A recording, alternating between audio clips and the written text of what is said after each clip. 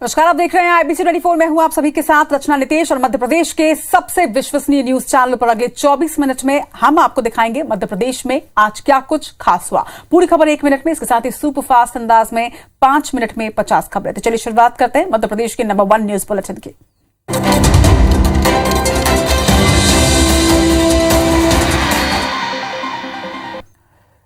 और रिपोर्ट्स तो आपको दिखाएंगे, लेकिन आज एक बड़ी खबर के साथ इस बुलेटिन की शुरुआत कर रहे हैं। आपको बता दें कि PF5 पर जिस तरह से बैन लगाया गया है, उसके बाद Madhya Pradesh police high alert पर है। आपको बता दें कि बैन के बाद हमले की साजिश के इनपुट पुलिस को मिले हैं, जिसके बाद हाई अलर्ट पर पुलिस है। गरबा, दुर्गा पंडाल, मंदिर और बाजार निशाने पर है। ये इनपुट सामने आ रहे हैं। सूत्रों के हवाले से ये खबर निकलकर सामने आ रही है कि ऐसी जगहें जहां पर नवरात्र में भीड़ ज्यादा रहती है, ऐसी जगहों पर हमले हो सकते हैं, इसलिए हाई अलर्ट पर पुलिस है। इंदौर, उज्जैन, भोपाल, खंडवा और खरगोन पर खास तौर पर नजर रखी जा रही है। इसके साथ ही नीमच, मंदसौर, शाजापुर, श्योपुर SP को भी सतर्कता बरतने के निर्देश दे दिए गए हैं। जिस तरह से त्योहारी सीजन है, इसमें खास सतर्कता और कड़ी निगरानी के ये निर्देश मिले हैं। तो बाजार, दुर्गा पंडाल, जहां पर गरबा हो रहा है, ऐसी जगहें जो हैं वो निशाने पर हैं। इस तरह के इनपुट सामने आ रहे हैं कि बैन के बाद हमला हो सकता है, इसकी साजिश के इनपुट मिले हैं। आप सोचिए कि हाई अलर्ट पर इस वक्त पूरे मध्य प्रदेश की पुलिस है। मंदिर, बाजार ये निशाने पर है। सूत्रों के हवाले से जिस तरह की जानकारी सामने आ रही है, उसके बाद हाई अलर्ट पर मध्य प्रदेश पुलिस है। तमाम व्यवस्थाएं की जा रही हैं। सुरक्षा व्यवस्था कैसी होगी, इस पर चर्चा की जा रही है, बैठक हो रही है। तो त्योहारी सीजन में सतर्कता और कड़ी निगरानी के लिए भी निर्देश दे दिए गए हैं। नीमच, मंदसौर, शाजापुर, श्योपुर SP को भी सतर्क रहने के निर्देश दिए गए हैं। इसी के साथ आपको यह भी बता दें कि कई ऐसे क्षेत्र हैं जिसे हाई अलर्ट पर रखा गया है। कौन से वो क्षेत्र हैं, उस पर भी आप तक जानकारी जो है वो पहुंचाते रहेंगे। लेकिन इस वक्त की ये बड़ी खबर आप तक पहुंचा रहे हैं कि PF5 पर जिस तरह से बैन लगाया गया, 5 सालों का ये बैन है, इस बैन के बाद कई ऐसी जगह है जहां पर हमले की साजिश रची जा रही है। और इसे ही लेकर मध्य प्रदेश पुलिस इस वक्त हाई अलर्ट पर है।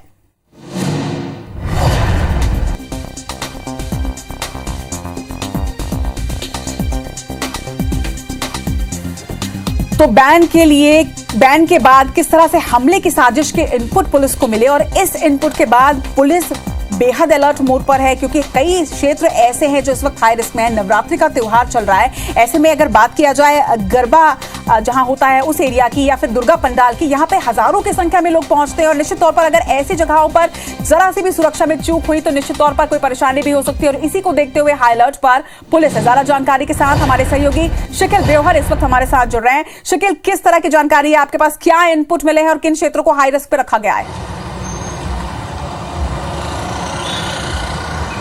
देखिए, कुछ ही देर पहले पुलिस मुख्यालय ने ये निर्देश जारी किए हैं कि जो PF5 को लेकर जिस प्रकार से गतिविधियां थी, उनमें कहीं ना कहीं साजिश रची जा रही थी। और इसी को देखते हुए जो पुलिस कप्तान है, जिलों के SP हैं, उन्हें इस बात को अलर्ट कर दिया गया है कि अतिरिक्त निगरानी जो है वो बरती जाए। खास तौर से जो बात की जाए तो भोपाल, खंडवा, बुरहानपुर, इंदौर, शाजापुर, श्योपुर, ये वो तमाम जिले हैं, उज्जैन, ये तमाम वो जिले हैं जहां पर अलर्ट जारी किया गया है। और ये बताया गया है क्योंकि धार्मिक त्योहारों का सीजन चल रहा है, गरबा का उत्सव चल रहा है, नवरात्रि का सीजन चल रहा है। और इसी के चलते किसी भी प्रकार की कोई भी जो कहना चाहिए कि एक प्रकार से कोई सुस्ती ना हो, उसे लेकर अलर्ट जारी किया गया है। इतना ही नहीं बल्कि इंटेलिजेंस ने इस बात की इनपुट भी पुलिस मुख्यालय को दिया है कि कहीं ना कहीं बड़ी साजिश रची जा रही थी। जिस प्रकार से PF5 के एक के बाद एक गिरफ्तारियां हुई, पूछताछ लगातार यहाँ पर की गई, तमाम इंटेलिजेंस ब्यूरोज इसके बाद लगी। इसके बाद ये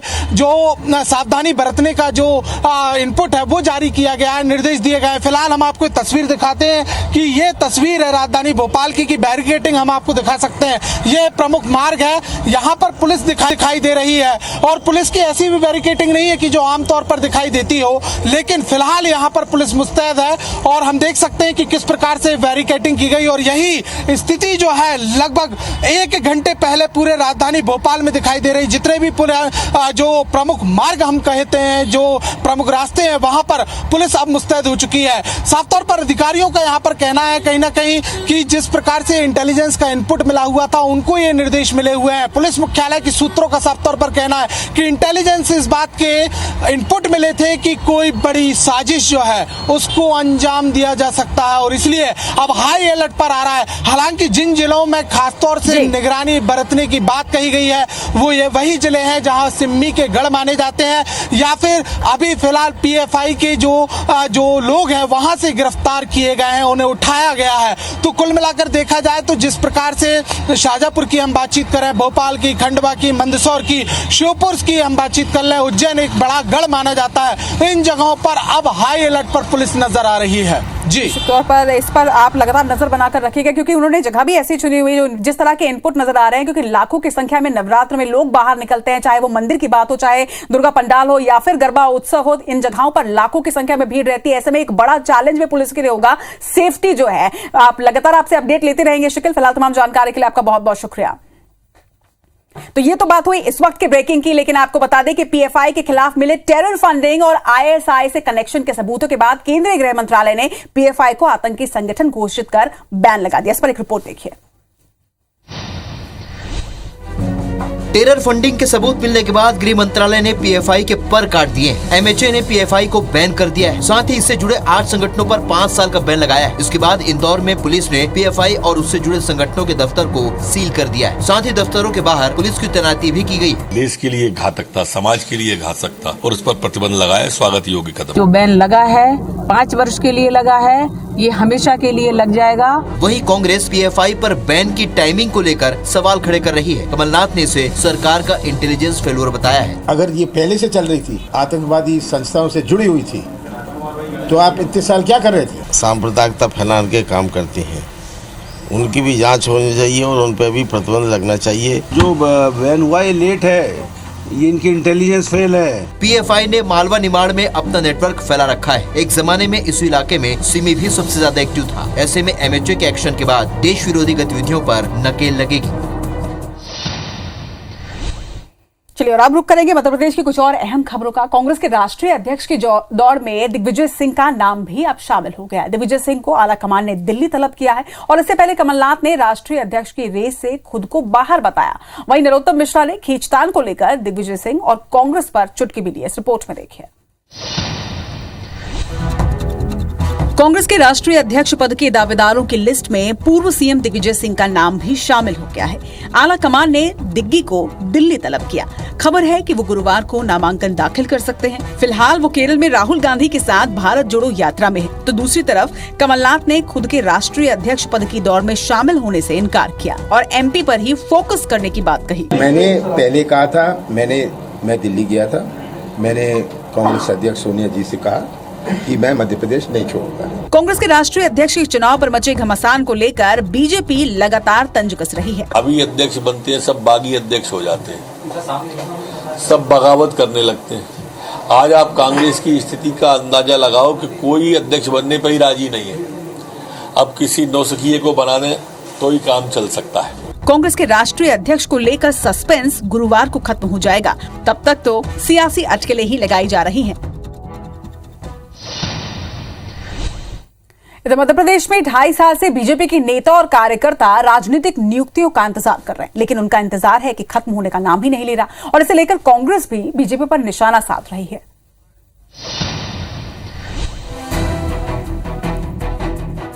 एमपी में सियासी नियुक्तियों की राह देख रहे बीजेपी नेताओं और कार्यकर्ताओं का इंतजार लंबा खिंच गया है। पहली बार ऐसा हुआ है जब बीते 2.5 साल से विधानसभा उपाध्यक्ष तक का पद नहीं भरा गया है। निगम मंडलों, प्राधिकरण और समितियों में भी नियुक्तियां बाकी हैं। वैसे बीजेपी विधानसभा चुनाव से पहले क्षेत्रीय और जातिगत समीकरण साधते हुए राजनीतिक नियुक्तियां करेगी। जो विषय माननीय मुख्यमंत्री जी के विशेष अधिकार का, तो मुख्यमंत्री जी भारतीय जनता पार्टी के कार्यकर्ता को या व्यक्ति को निगम मंडल दायित्व देना, किसको देना, ये निर्धारण संगठन और माननीय मुख्यमंत्री जी करेंगे। वहीं कांग्रेस बीजेपी पर अपने कार्यकर्ताओं के साथ छलावे का आरोप लगा रही है। 18 सालों से मध्य प्रदेश में भाजपा की सरकार है। क्या कारण है कि कार्यकर्ताओं से कार्य तो बहुत लिया जाता है पर उन्हें निगम मंडल के नाम पर कुछ भी नहीं दिया जा रहा है। दरअसल नियुक्तियों के मामले में बीजेपी में एक अनार 100 बीमार वाली स्थिति है। ऐसे में आशंका है कि नियुक्तियों के बाद कार्यकर्ताओं में नाराजगी और निराशा उपजेगी, जिसका असर विधानसभा चुनाव में पड़ सकता है।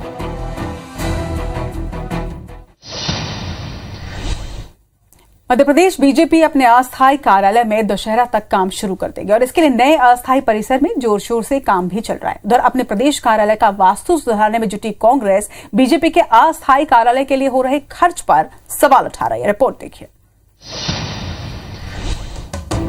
एमपी बीजेपी पुराने मुख्यालय को तोड़कर दिल्ली की तर्ज पर नई हाईटेक बिल्डिंग बनाने जा रही है। इसके लिए कार्यालय को पुराने आरटीओ परिसर में शिफ्ट किया जा रहा है। इसी अस्थायी कार्यालय में बीजेपी अगले विधानसभा चुनाव की रणनीति बनाएगी। इसलिए इस दफ्तर को बड़ी बैठकों के माकूल भी बनाया जा रहा है। इतना ही नहीं, दफ्तर में वो तमाम सुविधाएं रहेंगी जिनकी जरूरत चुनाव में पड़ेगी। इस परिसर में नवनिर्माण किया जाएगा और तब तक अस्थायी परिसर में हम शिफ्ट होंगे। समय काल परिस्थिति के हिसाब से जिस प्रकार की व्यवस्थाओं की आवश्यकता है उतनी व्यवस्था तो हम करेंगे। दूसरी तरफ कांग्रेस भी अपने प्रदेश कार्यालय का वास्तु दोष सुधारने में जुटी है। पीसीसी चीफ कमलनाथ ने आर्किटेक्ट के साथ दफ्तर का जायजा भी लिया है। हालांकि कांग्रेस बीजेपी की अस्थायी दफ्तर पर हो रहे खर्च को लेकर सवाल उठा रही है। जाना तो खाली था ही, कर्ज ले लेकर मध्य प्रदेश की सरकार चल रही है। उसके बावजूद यदि भारतीय जनता पार्टी के कार्यालय में करोड़ों रुपया खर्च हो रहा है तो ये जनता का ही पैसा है। जाहिर है, चुनाव के वक्त पार्टी कार्यालय वॉर रूम में तब्दील हो जाते हैं। ऐसे में दोनों ही दल अपने दफ्तरों को दुरुस्त बनाने में जुटे हैं। कभी न कभी आप ग्वालियर गए होंगे, लेकिन वही ग्वालियर अब खस्ता हाल सड़कों और गड्ढों के चलते बदनाम हो रहा है। हालात ये हैं कि सड़कों के जख्म भरने की जगह सियासत हो रही है। बीज निगम के अध्यक्ष मुन्नालाल गोयल ने मेयर को चिट्ठी लिखकर 15 दिन में सड़कें ठीक करने के लिए कहा और ऐसा नहीं करने पर उन्होंने धरना देने की चेतावनी दी। और इस पर मेयर ने भी क्या कहा, आप खुद देखिए। ग्वालियर में सड़कों की मरम्मत को लेकर सियासत गरमा गई है। बीज निगम के अध्यक्ष और सिंधिया समर्थक मुन्नालाल गोयल ने मेयर को पत्र लिखा है, जिसमें उन्होंने 31 सड़कों की मरम्मत के लिए 15 दिन का अल्टीमेटम दिया है। ऐसा नहीं होने पर उन्होंने मेयर के दफ्तर के बाहर धरना देने की चेतावनी दी है। पत्र के साथ उन्होंने 16 सड़कों की सूची भी भेजी है। गड्ढे ज्यादा हुए, उनको भरने का काम होना चाहिए और नहीं होते तो फिर जनता के साथ धरना दिया जाएगा, वहाँ पर कर ले। इधर कांग्रेस गोयल को सड़कों की बदहाली के लिए पैलेस या सांसद आवास के बाहर धरना देने की नसीहत दे रही है, तो वहीं मेयर भी सख्त तेवर दिखा रही हैं। उन्होंने काम नहीं कराया। श्रीमंत ज्योतिराज सिंधिया जी के मेल पे धरने पर कांग्रेस जनों के साथ धरना दूंगा। इतनी बुरी हालत कर दी कि इसको नरक निगम बना के रख दिया और मैं 5 साल में ग्वालियर की हालत बिल्कुल बदल दूंगी। और ये धरना देने की बात कह रहे हैं तो मैं भी सिंधिया के महल के आगे बैठ के धरना दे सकती हूँ। खराब सड़कों को लेकर सियासत तो खूब हो रही है, लेकिन सड़कें बनेगी कब, इसका जवाब किसी के पास नहीं है। ग्वालियर के जर्जर सड़कों के बाद अब आपको आगर जिले का अजीबोगरीब मामला दिखाते हैं। यहां पर एक मजदूर बैंक ने 1 करोड़ रुपए का लोन जारी कर दिया। इसकी जानकारी मजदूर को जीते जी तो नहीं मिली, लेकिन उसकी मौत के बाद बैंक वालों ने परिजनों को वसूली का नोटिस थमा दिया। अब मृतक मजदूर का परिवार इस मुसीबत से निजात दिलाने के लिए गुहार लगा रहा है। ये आगर मालवा जिले में श्रीपतपुरा गांव के रहने वाले बद्रीलाल जांगड़े। बैंक के 1 करोड़ की कर्ज वसूली का नोटिस इनकी मुसीबत बन गया है। दरअसल इनका बेटा पवन एक ट्रैक्टर एजेंसी में काम करता था। उसके नाम से लोन लेकर 8 ट्रैक्टर, 5 थ्रेशर समेत 2 दर्जन कृषि उपकरण खरीदे गए। लेकिन पवन की मौत के बाद बैंक ने वसूली का नोटिस भेजा। आरोप है कि एजेंसी संचालक ने धोखाधड़ी की है। पीड़ित पिता ने पुलिस से भी शिकायत की है, लेकिन पुलिस केस दर्ज नहीं कर रही। मेरा लड़का शोरूम पे काम कर रहा था, उसका तो ट्रैक्टर भी है। वो कोटक महिंद्रा से लेटर आया, उन्होंने बताया फिर 1 करोड़ का लोन है इसके, तो लिखवाने की बोला था उन्होंने, फिर उन्होंने कुछ भी नहीं करा। वहीं पुलिस इस मामले की जांच की बात कह रही है। आवेदक का कहना है कि मेरे पति के नाम से फर्जी तरीके से लोन लिया गया है। प्राप्त शिकायत की जांच की जा रही है। जांच के उपरांत जैसी जरूरत होगी वैसी कार्रवाई की जाएगी। सवाल ये है कि आखिर कैसे एक साथ 8 ट्रैक्टर एक ही व्यक्ति के नाम पर फाइनेंस कर दिए गए। अगर मामले की तह तक जांच की जाए तो सब्सिडी हड़पने का बड़ा मामला उजागर हो सकता है।